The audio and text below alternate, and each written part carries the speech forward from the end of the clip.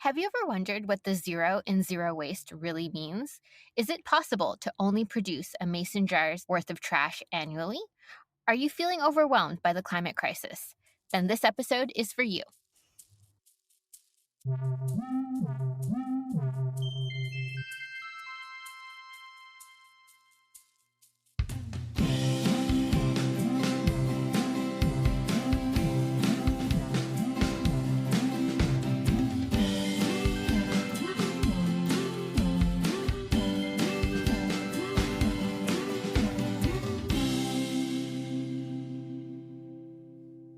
Welcome to the Secret Life of Numbers podcast, the podcast where we dissect everyday numbers and statistics to find the stories behind them.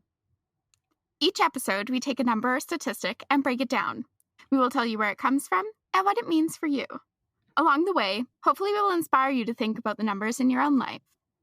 I'm Lavanya, your data scientist on call. I'll be breaking down the numbers. I'm Lindsay, your data translator. For when Lavanya gets too technical on us, I'll be breaking down the rest. All right, let's jump in.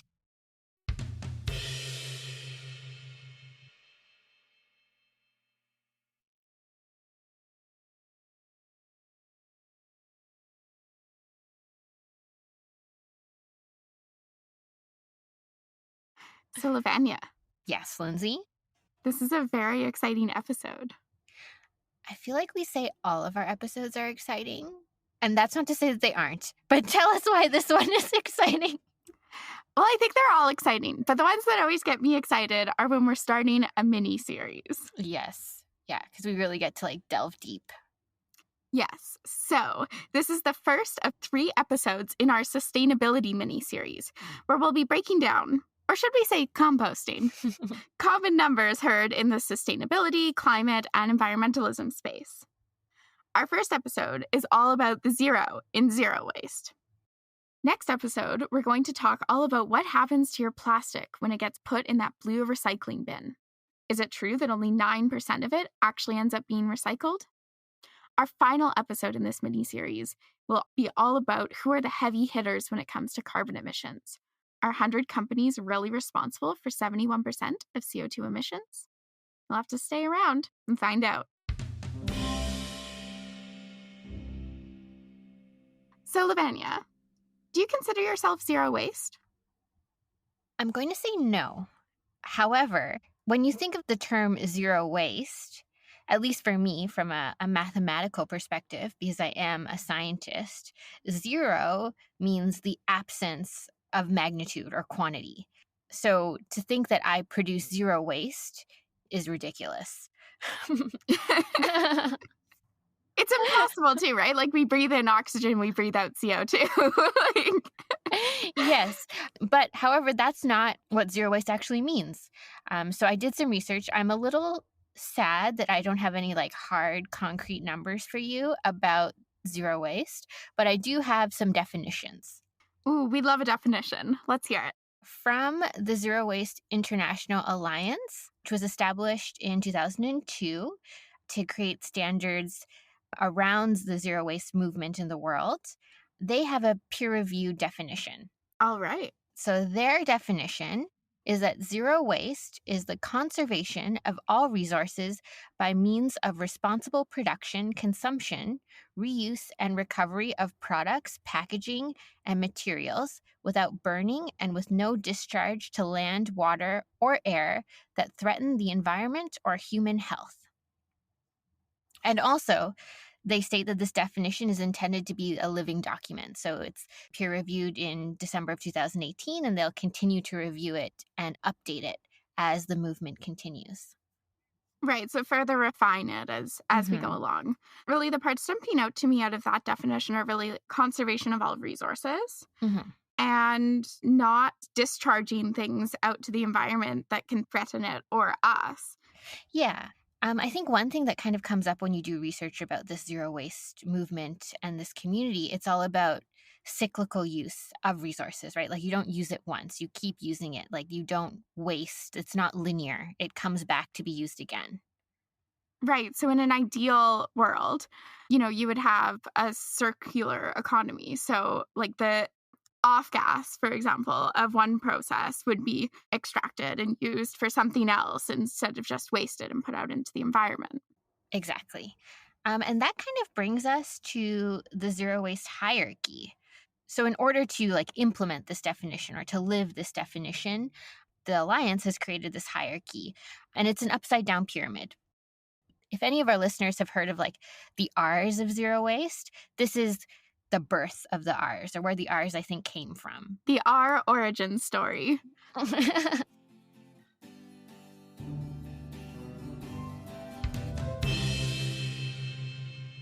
So the zero waste hierarchy is an upside down pyramid, and at the top is the best practices, and it narrows down to the worst practices. So at the very top of the pyramid, we have rethink slash redesign. Then we move into reduce, reuse. These are R's that we're very familiar with. Then recycle slash compost, material recovery, then residuals management. And that is very similar to material recovery in the sense that you look at the residuals of a process, you manage them to reduce them, or you use them somewhere else. And then finally, at the bottom of the pyramid is unacceptable practices. So sometimes you kind of hear this as the refuse R. Right. No, that totally makes sense. And so we want to be rethinking and redesigning our processes so that as much as possible, we're minimizing waste, not just in the sense of plastic packaging, for example, that most people are familiar with, but also the whole system, really. Yeah. So it's at the heart of this is what you were saying, the circular economy, closed loop systems. It's really interesting that the first one is rethink and redesign, because I actually came across a new term when I was doing research for this episode. Mm-hmm. We're very familiar with recycling, so turning old materials into new products and kind of going through that cycle of reuse. And then upcycling has also become a more popular term. And for those of you who don't know, it's creating new items from said recycled material. So commonly you see this used to describe, people would pick up an old chair that's left on the side of the road, and maybe they'd sand it down and refinish it and put new upholstery on it, and suddenly it looks like a nice chair that you'd get new at a store. So that's upcycling. But the term that I learned is pre-cycling. Oh, so you're already thinking about how you're going to recycle it before you even use it once? So pre-cyclers Mm-hmm. are people who practice pre-cycling. Okay. And here's the definition of our pre-cyclers. So they consider consequences in their pre-consumption decision to prevent waste. They reject buying superfluous goods, reduce mandatory consumption to a minimum, and reuse multiple times what has been acquired. Pre-cyclers consider the environmental consequences of their consumption beforehand. It's almost like the grassroots kind of product of we need to rethink and redesign. We need to rethink about how we consume. Yeah. So I don't know if I would consider myself zero waste, but from that definition you read, I think I would consider myself a pre-cycler. I think you are a pre-cycler. That's funny, actually, because we have these conversations often where we're talking about a new tabletop composter, and you go through the cost-benefit analysis, not just in terms of the money for it, but also in terms of the environmental impact. Yeah. And it is a process, I should say, because you learn as you go and you get better at it as well. Yeah, it's an iterative process. No one's born an excellent pre-cycler. You must be made.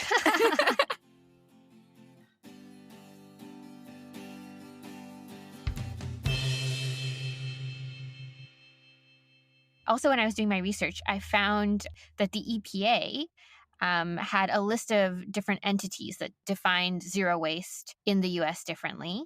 And I thought that the county of Hawaii had a really beautiful and poetic definition of zero waste. Ooh, I'm really excited for this. Do you want to read it out? For sure.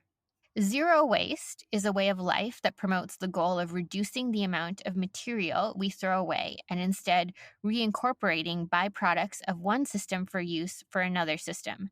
There is no such thing as waste in nature. In nature, the byproduct of one system is feedstock for another system. Only humans have created this thing like waste. Ancient Hawaiian culture lived this way before the term zero waste came to be. We can live this way again through small shifts in our daily activities. In this way, we greatly reduce our impact on Hawaii Island's natural environment and how much rubbish we generate, protect Hawaii Island's natural environment, preserve our resources for future generations, and save our community tax dollars. That's my favorite definition I have ever heard of zero waste. You're right, it's so poetic. Yeah. One of the things that I think is really interesting that they bring up is that, like anything else in our world, humans had to invent the things that we're dealing with, right? Like, humans invented waste. Yeah. Where they say there's no such thing as waste in nature. Yeah. And the point about how ancient Hawaiian culture lived in a zero waste way before we even had to have a term zero waste, I started looking into the history of zero waste for this episode. And one of the things that I was kind of continually struck by was that it's not something new. Like, Indigenous communities have been using sustainable practices Hmm. forever. And it wasn't really until Like the Industrial Revolution, I'm guessing. yeah, exactly. And then suddenly we have all these new products that are coming out of Mm. single use, like saran wrap, like forget Tupperware.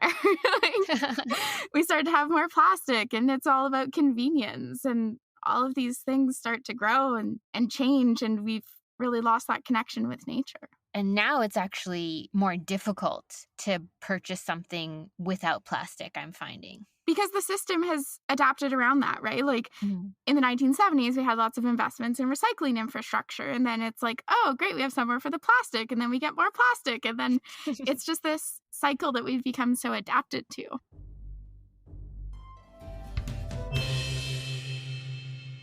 My mom told me this story about my grandparents. They like wasted nothing. And they used to take old bed sheets, and when they were like worn threadbare in the middle, it was, oh, that's not a problem. They cut them in half, flip the outer edges in, sew it back up, and another bed sheet for a good 10 years. Nice. Of course. Because the edges are never as worn. But who does that now? No one does that. Yeah, that's very true. Now that we've learned some of the definitions that exist for zero waste and hinted at the history of sustainability and the zero waste movement, after the break, we'll come back with a little bit more about how we got to where we are with zero waste now.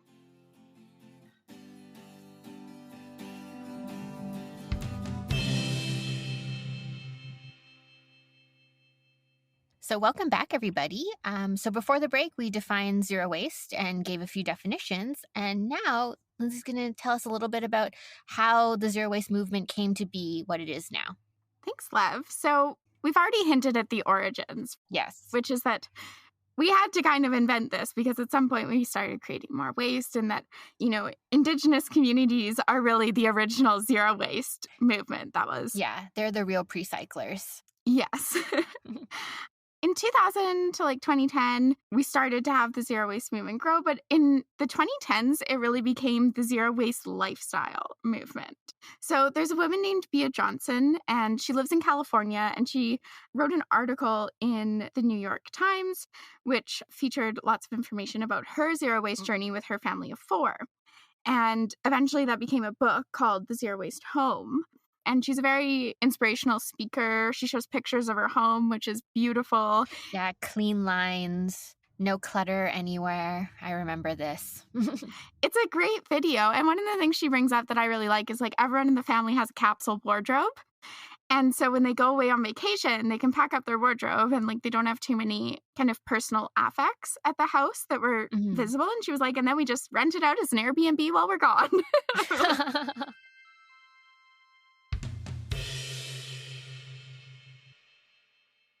So we had Bea Johnson, and then someone who kind of captured the attention of the younger generation is Lauren Singer from New York City.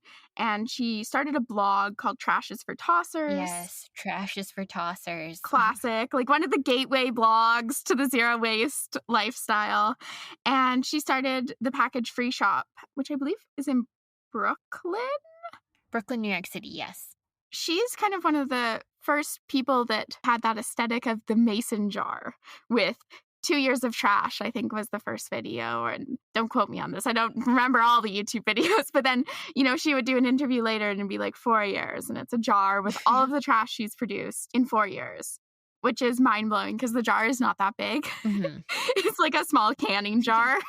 And Bea Johnson had the jar as well, if I recall. I think so, yes. I remember that Yeah. from the video, but I don't think it was as much Mhm. of a focus, whereas I remember, like, articles that came out about Lauren Singer were like, X number of years of trash in a mason jar. yeah, that was the title Mhm. and kind of the bait to get you to click on the video, which totally works because I watched all of them.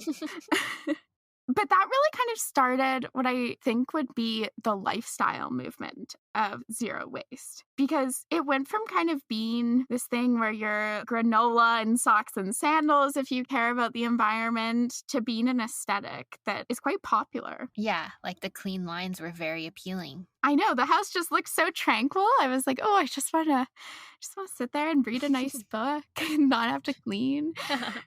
I think there's kind of a split in the movement of we see the principles and the original definitions, and then we become so fixated on a visual representation of it, like the mason jar. People who have the jar post pictures of the jar annually versus people who are like, the jar is not healthy.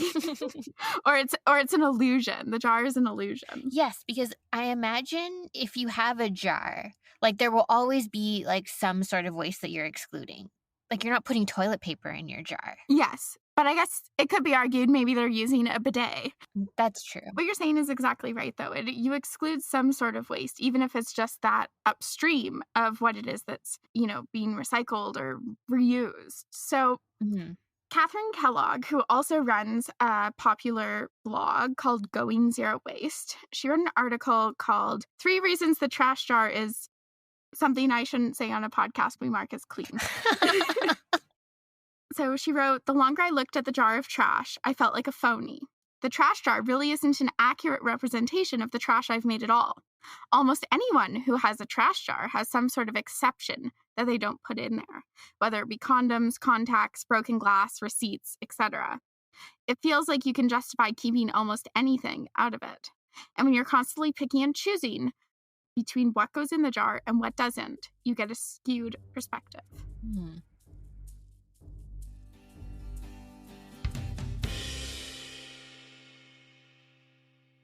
So she gives 3 reasons why she doesn't think the trash jar should necessarily be what represents the movement Yeah, why you don't need a trash jar to be zero waste. or to be a pre-cycler. I do prefer pre-cycling to zero waster. So the first one is that it ignores upstream waste. So it represents trash that the person who owns the jar brought into their life. And it focuses really on consumer waste. Mm. There's a stat that's thrown around that for every pound of trash we throw away, there's 7 pounds thrown away upstream of that item, whether it's like in the resource extraction process or manufacturing or shipping or whatever it takes to actually get it there. Mhm. Yeah, and even with food, right? Like maybe you do get your food at a zero waste grocery store without packaging.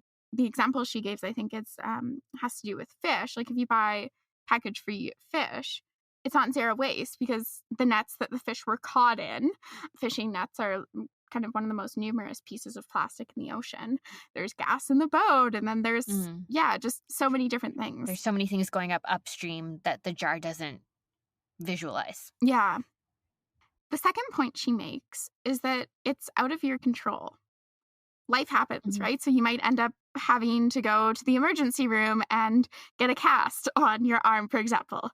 And then when they cut the cast off, are you going to, break it up into tiny pieces and put it in your trash jar? Probably not. Yeah. Or, if someone gets a prescription medication, it comes in a little plastic bottle, Mhm. right? There's things out of your control that happens. There's a lot about the trash jar, you're right, that is not in your control and that you have no hope of controlling. And the final point she makes is that it rewards bad habits. Oh, interesting. What she said about that, because it doesn't seem like a bad thing, right? Like you're limiting your waste, you're being mindful and conscious of it. I don't think that's a bad thing. Yeah, about what you put into your jar, exactly. So an example she gave is she would catch herself like not peeling the labels off of jars. Oh, because she didn't want to put it into her mason jar. Okay. Yeah, so like instead you keep the label on the jar, even though that contaminates the glass that goes to the recycling plant. So in an effort to keep things out of your trash jar, you just become more trashy, I guess. Trashy.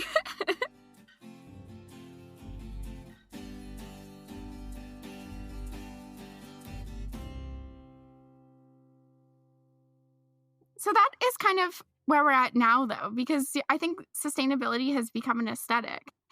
And I don't necessarily think that's entirely a bad thing because it makes more people conscious of it, right? If an aesthetic's popular, people learn about it. That's true. And it draws more people in. Exactly. I think the importance is making sure you're focusing on doing what you can. Yes.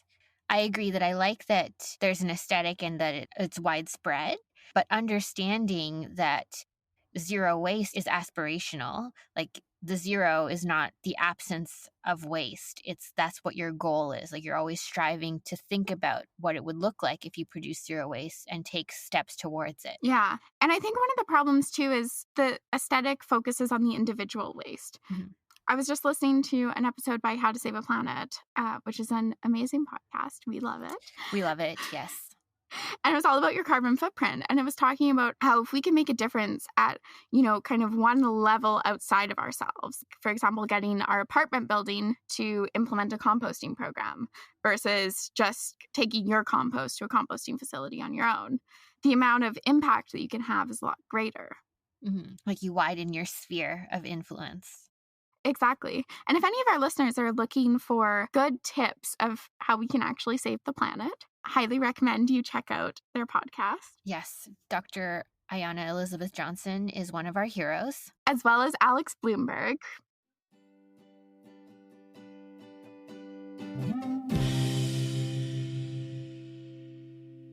So when it comes to reach, I was tempted to look at studies, right? Like that's the first place I go. Whenever we have a new topic, I'm like, let's find a study about it. Yeah. Would it be The Secret Life of Numbers without looking at studies? It wouldn't be. And I found a really fun one out of Canada, actually. Okay. And so the title of it is Zero Waste Instagram Communities, a thematic analysis of zero waste activities through the lens of the lifestyle movement framework. Now, if that was all gobbledygook, I will give you a synopsis of what the article did. So basically, the purpose was to look at how online zero waste communities are structured and how they work. And they analyzed 2,000 member comments across 5 zero waste Instagram communities. Let's just think about that for a moment. 2,000 comments.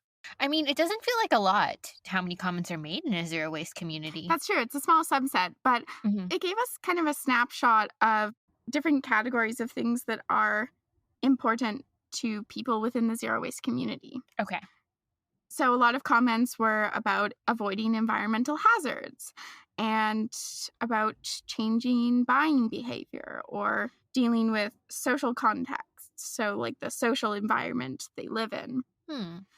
Or also combating misconceptions. A whole kind of theme of it was household and personal care, which I feel like is such a gateway into it, right? Because it's, there's simple swaps you can make that do make a difference. Another thing that you often find in these communities is like the idea that you start with a room, like you start with your bathroom and you make the simple swaps, the zero waste swaps. Then you move to the kitchen, right? Like first you start with your toothbrush, then you start with your dish soap. Yeah, and that's such a good way of thinking about it too, because that's kind of where I'm at with it. Like I wouldn't consider myself zero waste, but when I can and when it's convenient to make the swap, it's easy. Like I stopped buying paper towels, for example, and I just use rags that I have around at home. So, Lindsay, I have a question. We talked about swaps, but how do you know if a swap is actually a good one? I think about this so much. Me too. It's hard. So the example I gave with paper towel. Well, what if, using rags significantly increases your laundry load and then you're doing more washes? Is it really like better than buying paper towel? Yeah. But I mean, there's probably a lot of water that goes into making your paper towels. So that's a good point. Also, it doesn't significantly increase my laundry load. But it's an example of kind of different things that you have to think about, right? Because is a swap actually more sustainable? And this makes it really hard because there's something called greenwashing. I feel like if zero waste was the superhero, greenwashing would be the villain. Yes. We could write a comic book.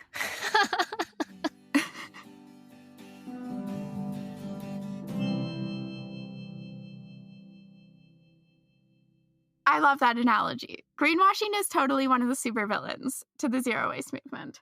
A formal definition of it from Tara Choice is that it's the intersection of two firm behaviors: poor environmental performance and positive communication about environmental performance. So basically, greenwashing happens when companies aren't actually being sustainable in their practices or in their products, but it's marketed as if they are. Okay. So an example of that is in the name of a cleaning product, it could say like eco-friendly or all natural, or maybe the bottle is green, literally green. It's literally greenwashed. Okay. But it's actually not sustainable.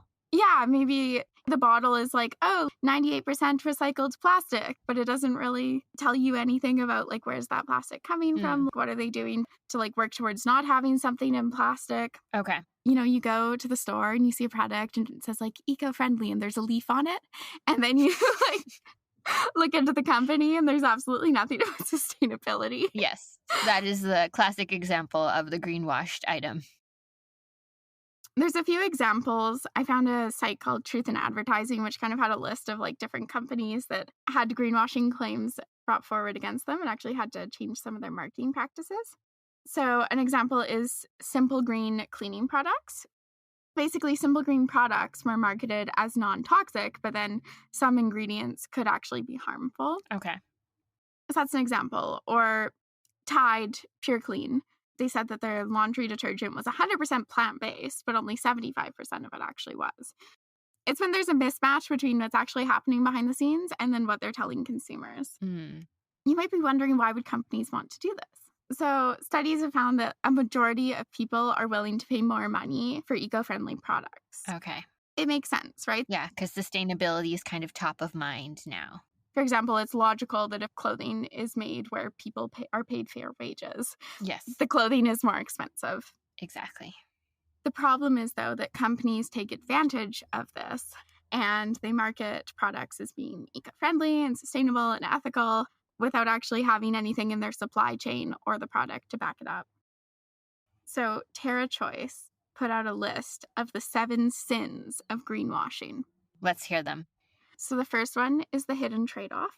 So, for example, it could be the paper is sustainably harvested, but then it's bleached with chlorine. It looks sustainable, but there's something going on in the background that makes it not sustainable. Exactly. Second one is there's no proof. So if they just make a claim of like contains percent recycled paper, and then you can't verify. Yeah, how can you verify that?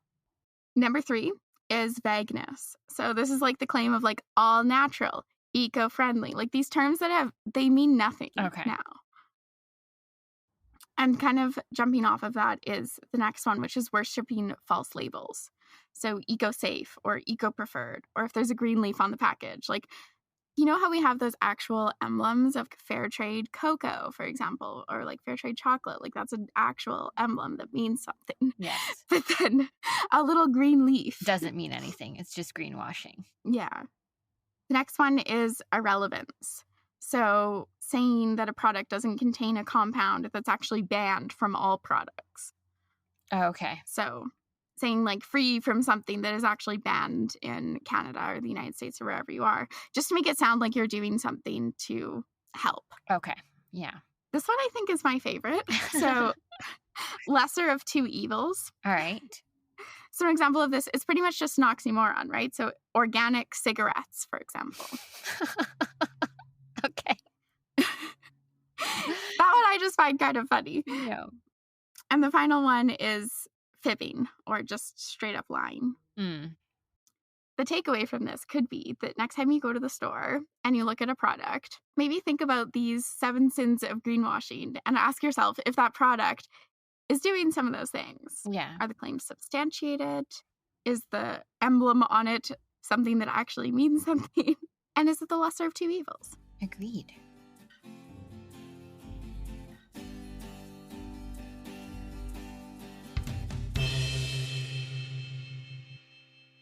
We've talked a little bit now about zero waste and greenwashing, but I really wanted to discuss our own journeys with zero waste living, because I know we've both made some efforts to become zero waste or to be pre-cyclers.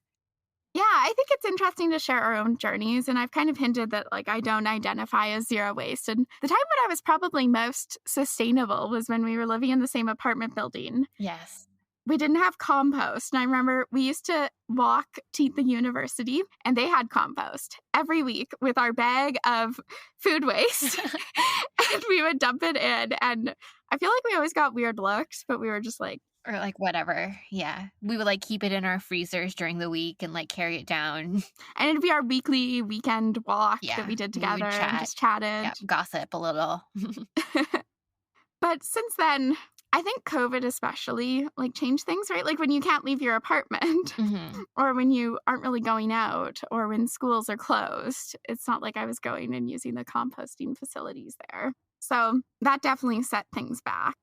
I guess I could speak to that a little bit. So I too have been trying to eliminate or to reduce, because I there's no way I'll ever eliminate, but reduce my own personal waste. And I've gone through that process. Like I started in the bathroom, for example, and then I moved to the kitchen, and I did the same process there.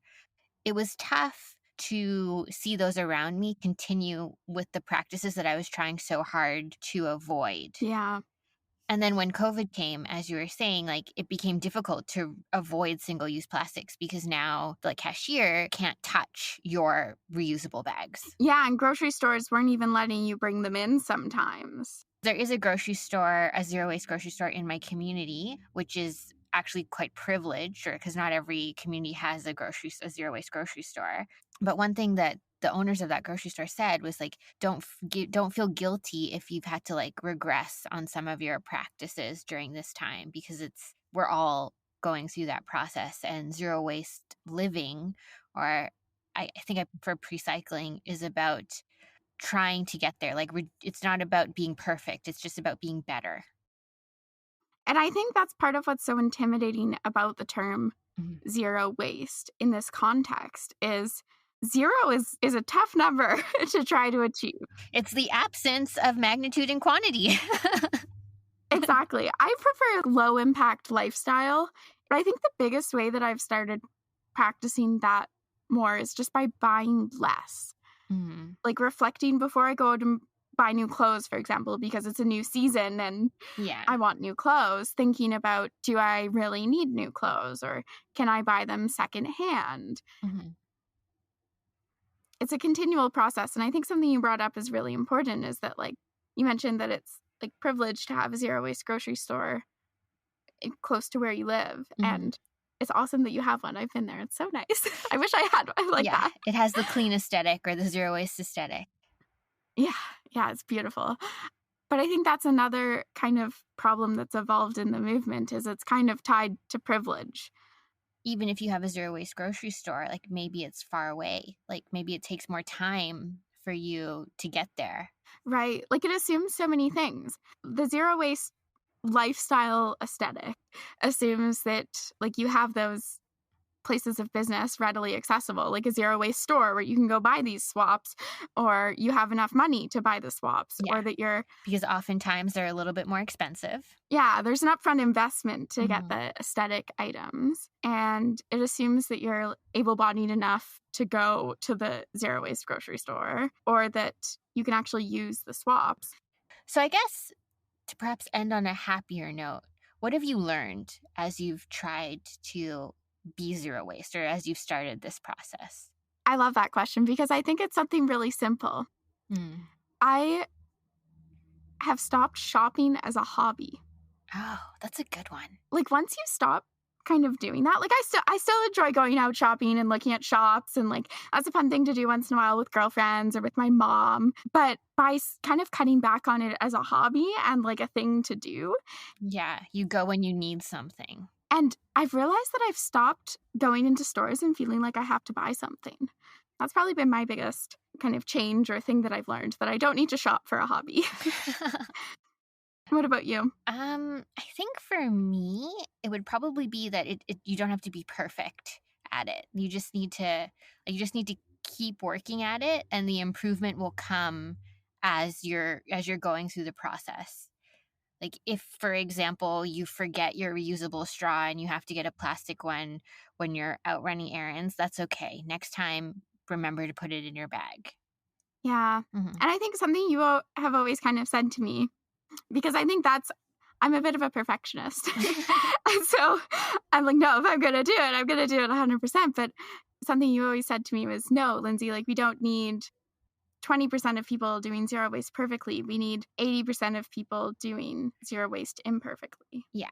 The more people who are doing it imperfectly will have more of an impact than the few that do it perfectly. So the power is in your hands, listeners. To be pre-cyclers. Yes, be an imperfect pre-cycler. Or an imperfect zero waster. Or an imperfect low-impact lifestyle movement adopter. It just rolls off the tongue.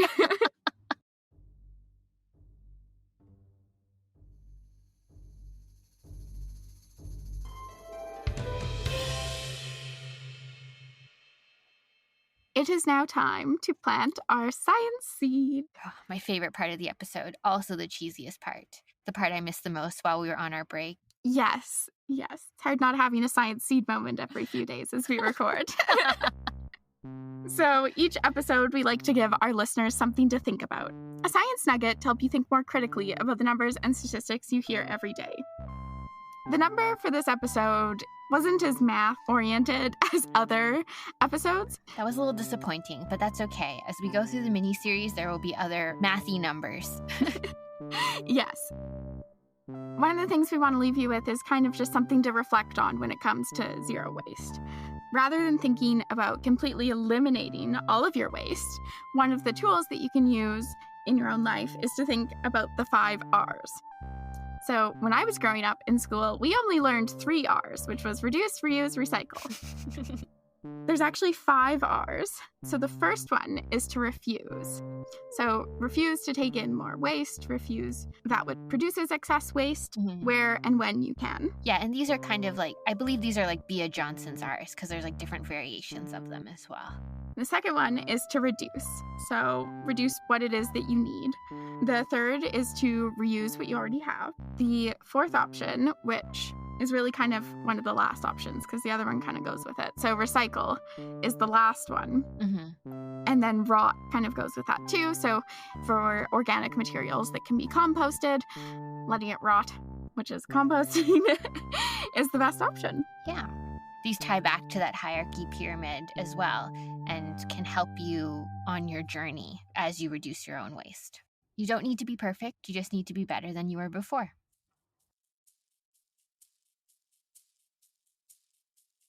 Thanks for listening, everyone. You can find us on Apple Podcasts, Spotify, Google Play, or wherever you find your podcasts. You can find the references we use for this episode in our show notes. A special thank you to Julian Bertino, who does our sound editing and music. Have an idea of what number we should cover next? Want to learn more about what we talked about today? Follow us on Instagram at The Secret Life of Numbers. We'll catch you next time on The Secret Life of Numbers, where the numbers can run, but they can't hide.